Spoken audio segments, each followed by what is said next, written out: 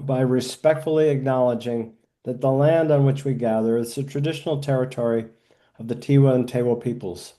This acknowledgement is a small but important step towards correcting the colonial legacies of stories and practices that attempt to erase indigenous peoples' history and culture in New Mexico. By honoring these truths to both past and present Tiwa and Tewa people, we hope to increase the public consciousness of Native sovereignty and cultural rights. We take this step this evening or this afternoon towards an equitable relationship and the possibility of reconciliation. By honoring this cultural legacy and the unique insights it brings to the present, we make all our communities stronger. And so with that, I would like to turn over the 2026 legislative preview to Tom Solomon. Thank you, Jim, and welcome everyone on the webinar today. I am going to share with you the material that we're going to cover today, and here it is. We will be organizing to help pass some important climate and energy legislation today. And this is the agenda. We're going to start by a quick review of our #1 top priority bill, which is the Clear Horizons Act. And then we'll talk about the various procedures for how the legislature works, the resources that we'll offer, and how you can help engage with the legislative process and show up maybe in hearings and help pass some of these bills. And at the end, there are 5 bills in total, including Clear Horizons, that we think will be tracking this this session. It's still preliminary times because pre-filing just ended and the session starts on Tuesday. So let's get started. To cut to the chase, our #1 priority is going to be to help pass the Clear Horizons Act. This is the 2026 effort to codify the governor's climate executive order. And we've been trying to pass a bill like this for, I don't know, this has got to be the 5th year at least. And it's gotten tighter and we've gotten better at it, but we still haven't gotten it over the finish line. Senator Stewart, of course, is our bill sponsor and legislative champion. There is a website for it, clearhorizonsnm.org. And the bill itself would do a few things. It would cut greenhouse gas emissions from the largest sources in the state versus the 2005 baseline year. And it would cut them 45% by 2030, 75% by 2040, and 100% by 2050. And the governor, of course, signed her executive order to pursue those goals in 2019 with Executive Order 003, but this bill would put those into law, meaning they would still be in effect even if we get a different governor who is not so interested in pursuing climate solutions. It would do that by allowing the New Mexico Environment Department to regulate greenhouse gases using the existing statutes that set up the Environmental Improvement Act and the Air Quality Act. Enforcement would be done under existing rules with the requirements for reporting. And importantly, this year, there will be a floor inserted into the legislative language, meaning only emission sources of 10,000 metric tons per year of carbon dioxide equivalents would be regulated, or if a particular entity owns multiple high sources that add up to 25,000 metric tons among them, those would also be regulated. The whole program is established through a rulemaking process based on technical and evidentiary rulemaking, and the public will have a chance to weigh in, and various interested parties will all get to present their case to the EIB rulemaking process, and then it will go forward. Importantly, direct reductions as well as offsets are allowed in this bill, which was one of the things that the senator had to include in order to get it on the call for this year. So we'll have Q&A allowed at the end if you want to ask further questions, which I'll be able to answer some. So that's our number one, top priority bill. I'm going to cover next the process of how the legislature works. Just quickly, of course, the session is a 30-day session in 2026. Opening day is Tuesday the 20th, and it goes through noontime on February 19th. So it's going to be a short, focused session. It's a budgetary session, which means all bills related to budget, taxes, are automatically germane.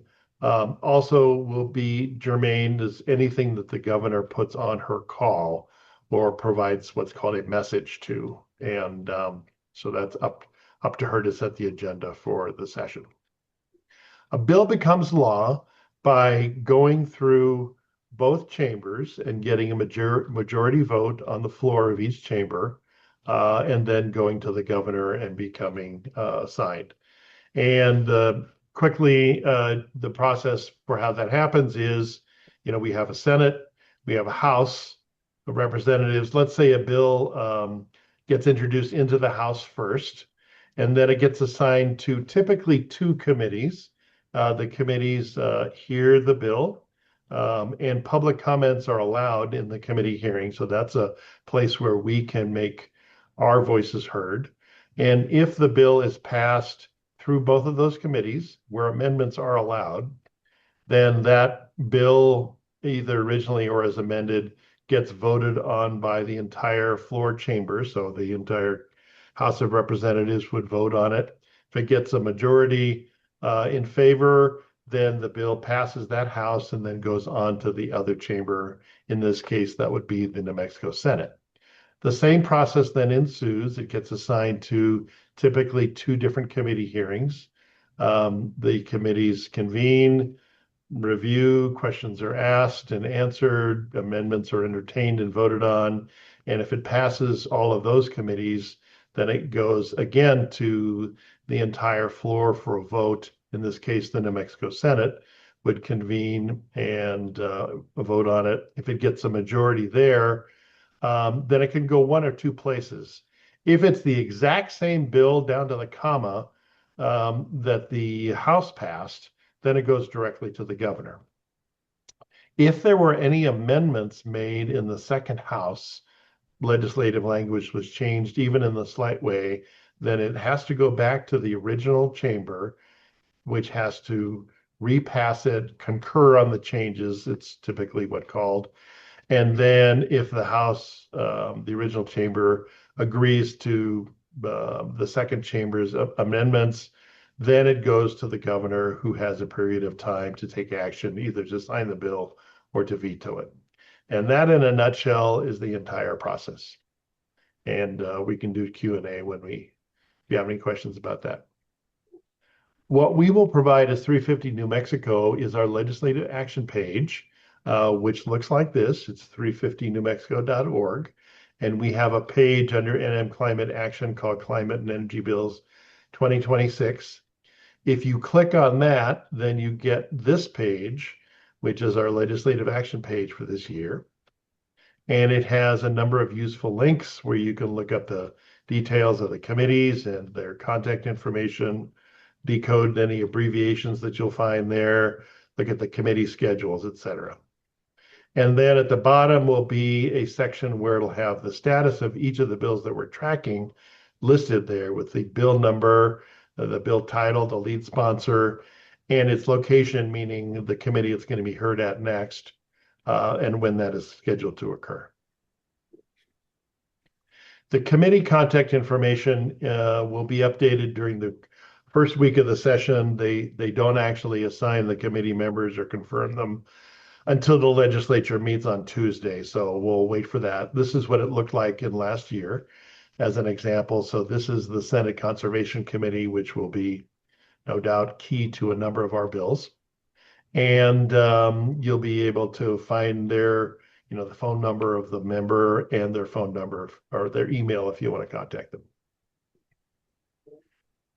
Attending a committee hearing is really where the rubber meets the road in terms of the where we can make our voices heard and encourage a yes vote on the bills that we're supporting. And the way to get there is to go to nmlegis.gov, which is a legislative website. And these two tabs here, what's happening or webcast, are really key, as well as the one called session calendars. And um, if you click on what's happening, you'll find all of the session calendars and the list of bills that are scheduled to be heard in various committees, et cetera. And then you can sign up to attend either in person or on Zoom.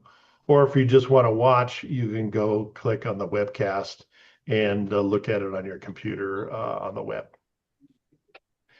When you click on some of that stuff, like on what's happening, this is what you'll see as an example.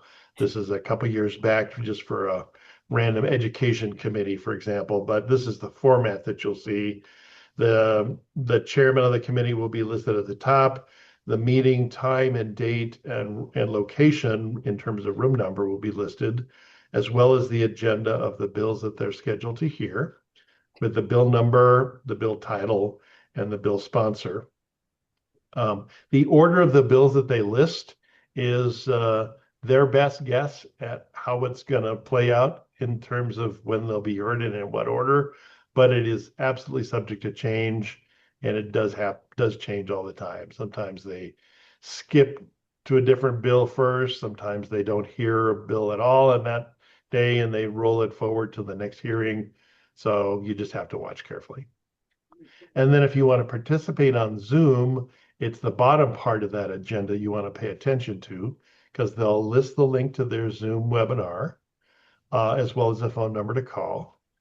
And then the email of the legislative aide, if you want to contact them in advance and say, please sign me up for public comment.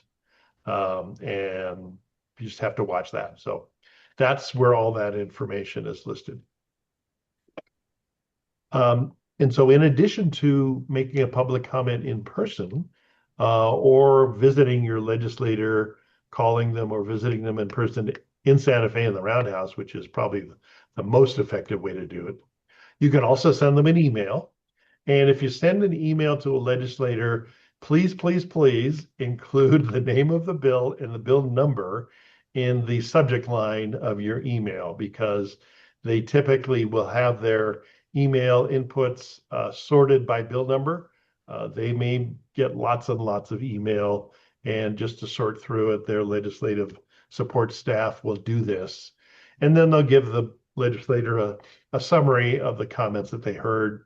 They'll often make a tally, yay or nay on a bill, but they won't know how to register your inputs unless you put the bill number in the subject line of your email. So, it might look like this.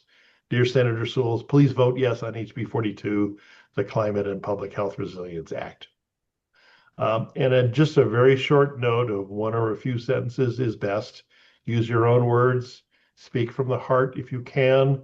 And if you are a constituent of this particular legislator, absolutely make sure to mention that up at the top if you are in their district, because they will pay more attention to you than others that are not in their district, because you are their constituent. And that takes us to the list of the bills that we think we will prioritize for this coming session based on what we know so far. The pre-filing window closed Friday night. And so all the bills that could be pre-filed have already been filed. And there are like 94 of them in the House and a couple dozen in the Senate. Out of all of those, there are more than 20 that might show up and might have something to do with climate or energy. Number of them won't make the grade, won't make the cut in terms of being germane or having the governor agree to put them on her call. These 5 we think will. So number 1, obviously, the Clear Horizons and Greenhouse Gas Emissions Act is probably just going to be called Clear Horizons, but we'll see when it's filed. And then there will also be a a bill for expanding geothermal tax credits. I will be personally involved in that one, probably as an expert witness. Um, Senator Stewart will also have a bill to increase the existing solar tax credit. You may know that the federal government has cut back on tax credits for renewable energy, including solar systems. That's absolutely affecting the solar installer industry, and a number of those folks are probably seeing layoffs or will shortly. Their businesses are going to be under a lot of pressure. So to replace the expiring 30% federal tax credit, Senator Stewart is going to run this bill to increase the state tax credit from 10% to 30%. That could have a big effect to salvage at least some of the solar installer business in the state. The fourth bill is called microgrid oversight, and that, in a nutshell, will address some of the issues that look like they're coming up with some of the big data centers being announced, where they might be installing microgrids that are basically behind the meter and don't feed electricity into the regulated grid, building big gas plants, gas-fired electric plants to power these data centers. Those, because they don't feed power into the electric grid, they're not required to be compliant with the renewable portfolio standards for the rest of the grid, meaning 50% by 2040, 50% by 2030, 80% by 2040. And this bill would attempt to address that oversight and make sure that microgrid power generation, even if it's behind the meter, has to comply with the renewable portfolio standards.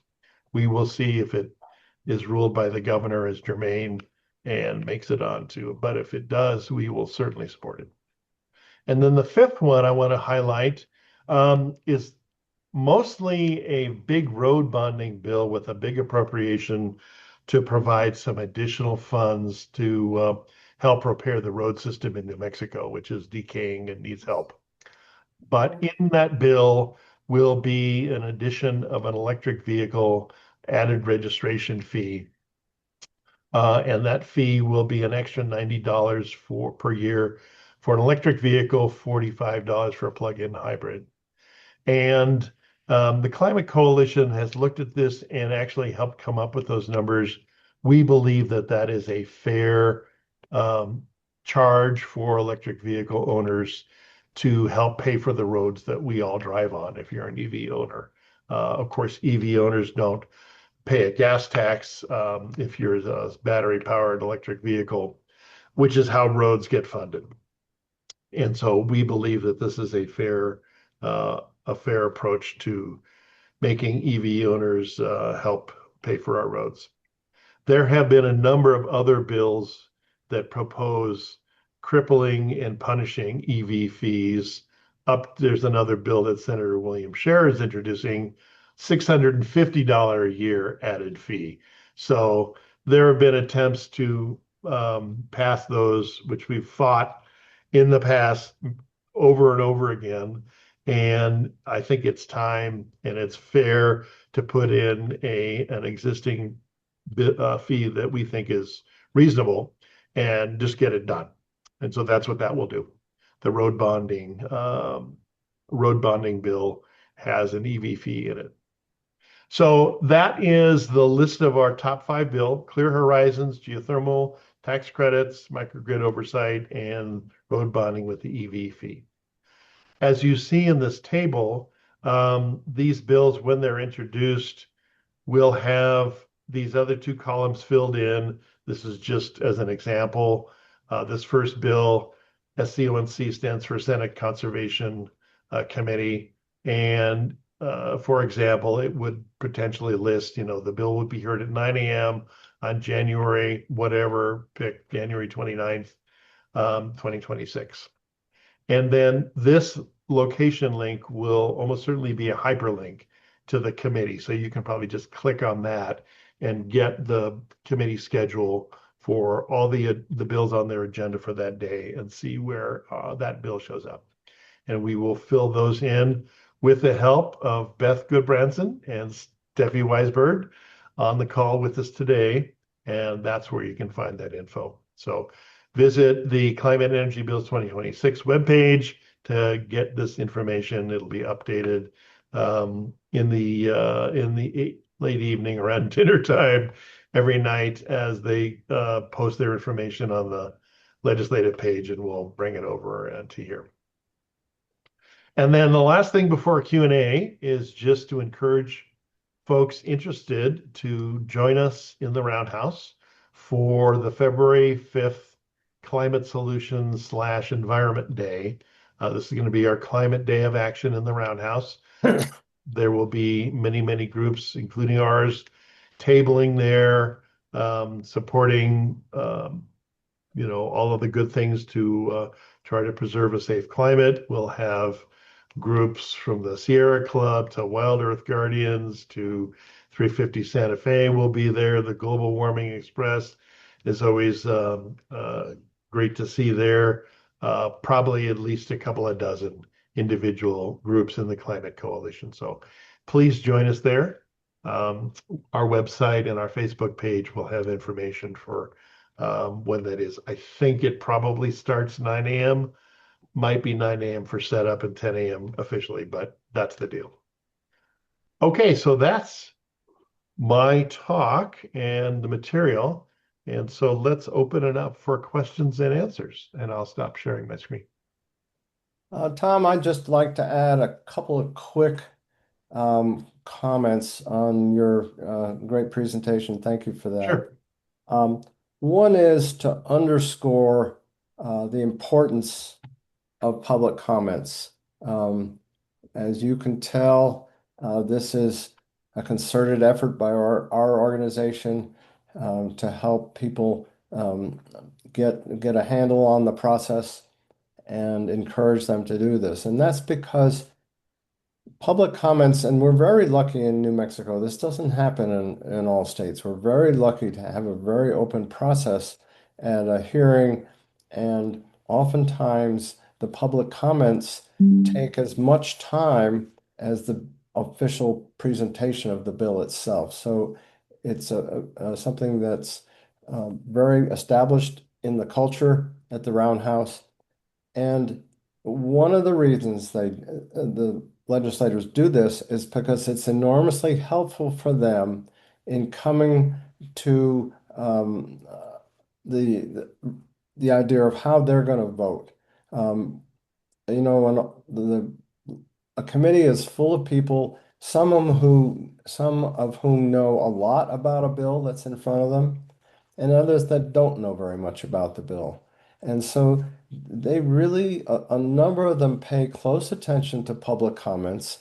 So when you make a public comment, you have typically 3 minutes, which is not much. So if you're lucky, you'll get your name out, where you live, and also if you have any special qualifications or interest in the bill, and then basically say yay or nay. I'm supporting this bill or I'm not. And this gives the legislator, the people who are listening to this, it's a litmus test, if you will. They're also at the beginning of public comments, the chair usually asks for a show of hands of the people in the room, yay and nay. And so it counteracts, we're anticipating for our bills a lot of pushback from the oil and gas industry, and they don't have much public support. They have some, I don't want to minimize it. But if we have a room full of people, there's 20 or 30 people that are willing to stand up in public and support these bills, that makes an impression on the legislature. So this is something we're going to continue this whole month to a drumbeat to encourage people to do this. And you folks who are here today have clearly stepped up, and I hope we'll continue on this process. So I'm going to shut up and someone else have a question or comment. Yeah, I see Paul Stokes has his hand up. Paul, you want to just come off mute and verbalize your question? Yeah, thanks, Tom. And Tom, hey, that was a great review of how it works up there at the legislature. I really appreciate that. I just wanted to add one little item that might be of interest, and that is that you mentioned that normally bills are assigned to two committees in each house, um, uh, but sometimes more. And if they are assigned to three or more committees, that's usually considered a kiss of death. Uh, it's not impossible. I've even had a bill passed that had been assigned to three committees, but it's very unusual. And then the last thing is I have a question. Yeah. Uh, the five bills that you mentioned, how many of those have been introduced? Let's see. I think so Clear Horizons, we know they're working on it. They thought they were going to pre-file it, but couldn't get it done. The last minute negotiations. So that was not. The geothermal tax credit bill is pre-filed. It is already assigned HB 62. The solar tax credit bill was pre-filed in the Senate, so that's two. Oh, good. Microgrid oversight was also pre-filed, as was road bonding. So actually, four out of the five have been pre-filed. One in the House, the other three in the Senate.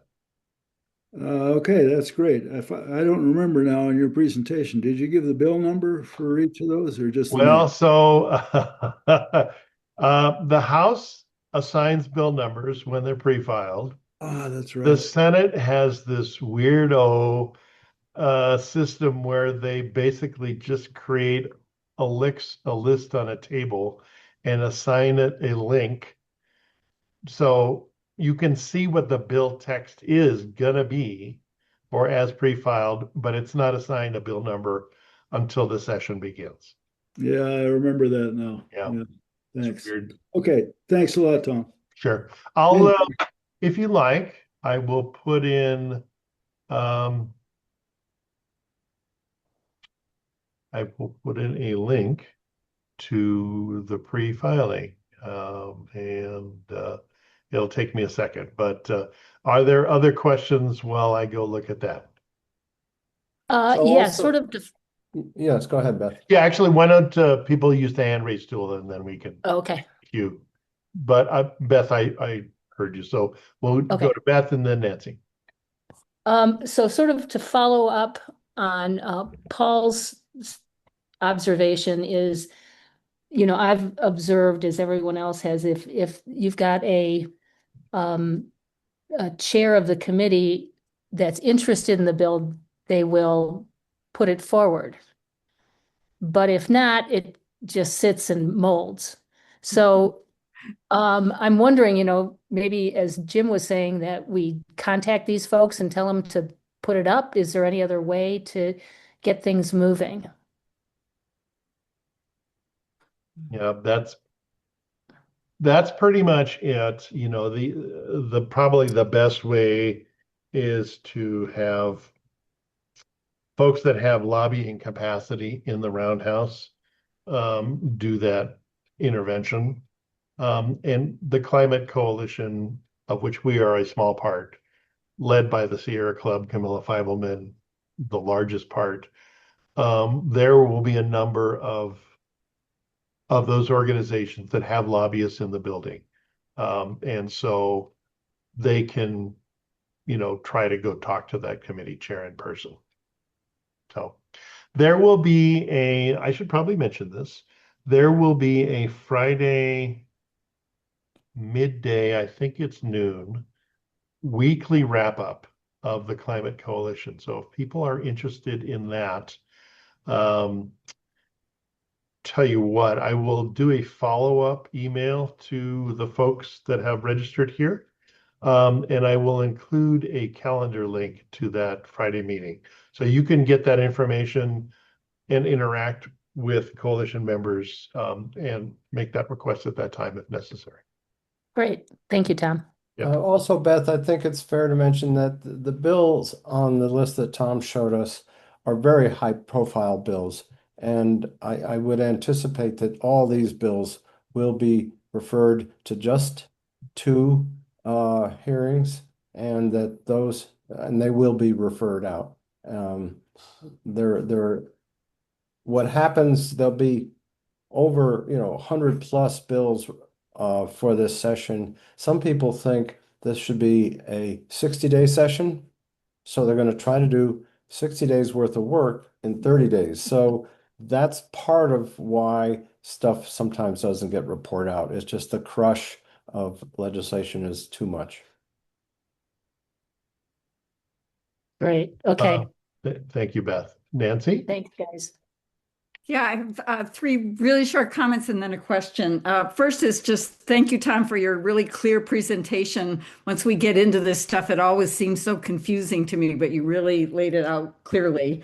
The second one is just I attended the Antoinette Cedillo Lopez, my senator's legislative pre-session. And just to reinforce this idea that if you're a constituent and you're writing a letter, put it in the heading of your email because several of the legislators said if you're not a constituent, they don't read it just because they have so much to do and they're busy. So just to reinforce that idea. And then my next sort of comment was just how if we find out that there are bad bills from a climate perspective, just to have you speak to how that we're going to handle that. But before you do that, I just had a question. I was talking with my indivisible neighbors as we were standing on the bridge yesterday, and Richard Barish was there, and he was talking about the offset part of the bill, the compromise that you mentioned. And if you could, do you know anything more about that? Because some offsets are really not offsets, as I bet everybody on this call knows, and they're just BS. And are those going to be allowed? What do you know about that? So those are my questions. Thank you, Nancy, for that question. Yes. Yes, the bill text has offsets in them, and I'm gonna go look up how that is referred to. So what is an offset? An offset is sometimes they're called negative emissions. Offset is a way to reduce emissions in a different place through a different mechanism that might balance out an increased emissions in place A, right? So the offsets that are allowed, and so an example that I think we would not object to is planting more trees or making sure that there is an increase in adoption in healthy soil practices, like cover crops and no tillage and stuff, where that prepares the soil to actually absorb more carbon and fix it into the soil and prevent it from getting into the atmosphere.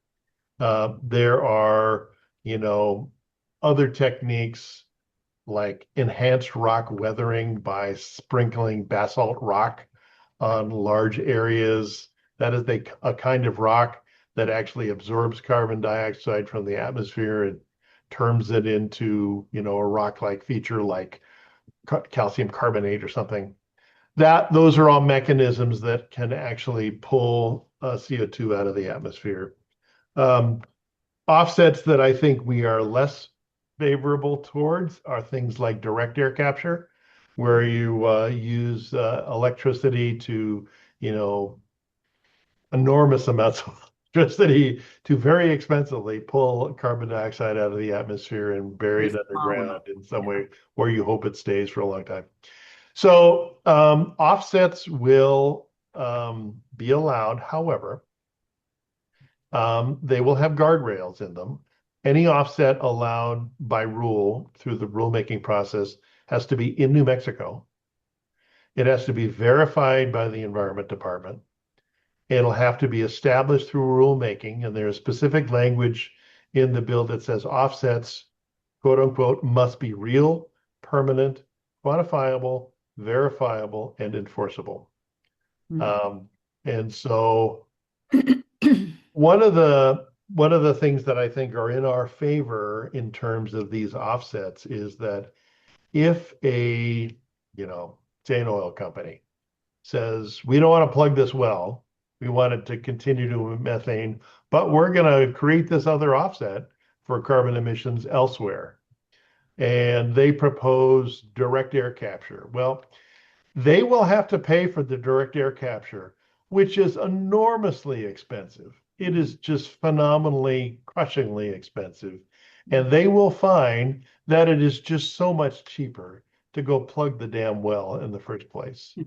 And a lot of them will play out like that. So one advantage of this approach, I think, is that the polluter will either have to address the reduction or pay for it in some other way.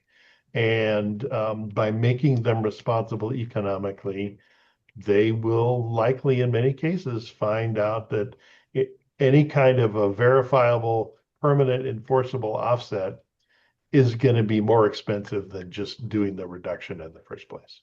Mm. That's my hope. There's another reason. Yeah. I mean, Nancy, skepticism of offsets is absolutely healthy, and you've got to keep an eye on these industries for sure.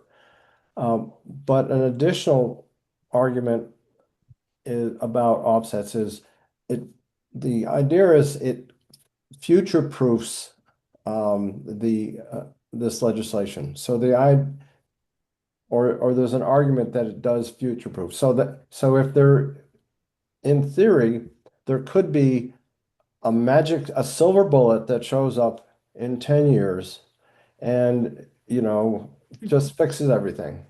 So if the language is in the law already that allows for an offset that has the guardrails around it that Tom said, that this bill would stand. And so if people come at nitpicking at this bill saying, well, you're building something that isn't going to be viable in 10 years, this gives us the flexibility to continue in place for the length of time we need. Good question, Nance. Thanks. Are there other questions? I may pick on someone like Scotty Rombert. Scotty, good to see you. If you come off of put your camera on, is there anything that you are curious about or want to comment on? I know you're likely to engage in this legislative session. So what's up? I have a question about the talk of splitting the grid for like the Project Jupiter so that they don't have to follow methane rules because it's smaller than, so many megawatts. Have you heard about that, I Tom? have, yeah, it's been proposed. Um, the whole question of data centers and building new, huge, enormously polluting power plants to power data centers is going to be a big topic of conversation this year. It will be specifically addressed by that Jeff Steinborn bill that we talked about, the microgrid oversight. If the Clear Horizons Act passes, it will also apply to new gas plants that are built for data centers, I'm pretty sure, because they will emit far more than 10,000 tons per year. So they will have to at least follow the reductions in current statute for the Energy Transition Act, which doesn't mean they couldn't start out, but they would have to be, 50%. They would have to be 50% less by 2030 and 80% by 2040. So that is a possible path forward. I know that a number of groups are going to challenge the air permit applications for these data centers because of the pollution they'll generate. So there's going to be lots of opportunity for us to fight this. But yes, I've heard of that. You're absolutely right, Scotty, about splitting that. That's exactly what's happened in Project Jupiter. So they're proposing two enormous gas-fired power plants, and they filed for two separate air quality permits. So this is, yes, this is happening in real time. Yeah. Thanks, gentlemen. Yeah. Okay. Well, I've got a quick comment. you got a question or a comment? So, Okay, good.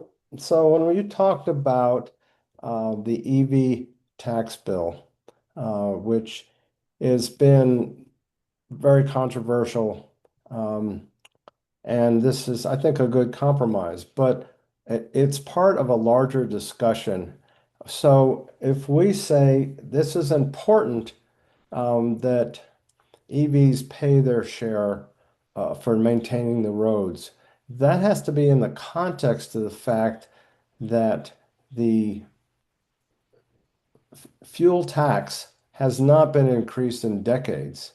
And in fact, the original concept was this was a use tax. So if you drove on the roads, you paid through your a tax on your fuel, you paid what it cost to build the roads and maintain the roads. Presently, it's been so long since it's increased, the taxes increased, that is, the taxes are now only paying half of the cost to maintain the state roads. And in fact, there is legislation this time to issue some large bonds to help pay for road improvement. This is a whole area where the political will to do the right thing, that is to fully fund road improvements in this state, has been lacking. Uh, and it's not uncommon for politicians to avoid raising taxes. So there's a lot, of finger pointing, and this whole thing with EV tax is kind of a superficial area of discussion. But Tom is absolutely right that the coalition and City Councilor Tammy Feeblecorn has been leading this effort, has negotiated this compromise, and because we need to move on. But the larger discussion on how to fund the road improvements is continuing. You'll see more of that. Yes, indeed. Thanks, Jim. Is there anybody else with a question or a comment? Okay. Well, as I said, the legislative session kicks off on, Nancy, you have a question? You're on mute. Question on just if there's bills if they get through that are bad bills. Oh, are there any bad bills? Yeah. Oh, yeah. There was so I think I mentioned Senator William Scherer Oh, yeah. has Always. our favorite Yeah. from the Farmington area Mhm. has a 200+ page tax bill that he has pre-filed. And buried in that tax bill is an electric vehicle additional registration fee of $650. Oh. Not 90, but $650. So, you know, as a senator representing a oil and gas district in our state, he would very much like to not have any more electric vehicles sold in New Mexico, and that would be one way to do it. Mm. There are potential others that we're watching. Okay. I didn't want to get people too excited because, as I said, there's more than 20 bills that are pre-filed that might have something to do with climate energy. or that we have heard that are being worked on, but actually didn't get pre-filed. And so lots and lots of rumor. We'll see what actually ends up getting not only pre-filed, but is ruled germane by the committee's committee, and makes it through the gauntlet and can actually be heard and assigned to a committee. So that will all happen in the first couple of days of the session, starting on Tuesday, January 20th. I think the governor does her State of the State address, kick off the session, and probably the first bills to be heard would be the next day-ish if they get right going quickly. And then by Friday of that week, the 23rd, this coming week, we will probably know pretty much what's going to be real. I think the last day to pre-file or last day to file at all is, if I'm not mistaken, February 4th. Yep, session. Yeah, that was on slide 4. So Yeah. and February 4th is already into the second week of the third week of the session. So you're halfway done by that point. Anything filed on February 4th, unless it's like an emergency's got very small chance of getting through both. When does the governor say what she wants? Is some of it in her message when the legislature opens and she can add stuff later than that, or She what? can. So on the governor's website is a section. If I'm quick, I can find it and show you. Question is, am I quick? I will. Now you're challenging me to see how nimble I am. Yes, here is the governor's messages. I will share this with you. So this is what it looks like on the governor's website. And so if you go to governor.state.nmus, blah, blah, blah, about the governor legislative messages, you will see these things. And so this is where they get posted. This is what happened last year. There will be a 2026 legislative messages page. And each one of these has to do with her message saying, actually, she has signed. Let's go to one of the later ones. Oh, from the office. Yeah. So, legislative messages. So for special session. Anyway, this is where her messages will be posted that have to do with what she wants to put on her agenda for the session, commonly known as the call, the governor's call. So if you want to find out as they get posted what they're going to be and tell all your friends, this is where they'll be, and you can copy that. Yeah, and there's an alternative route to getting what's called being ruled germane, and that is financial bills don't have to be on the governor's call. And the process for those they are assigned initially to Judiciary Committee in each of the houses, and that committee rules the bill germane. So that's an end run around the governor. And so, for instance, the EV tax bill might be, if it's not on the governor's bill call, it still may be ruled germane and be heard.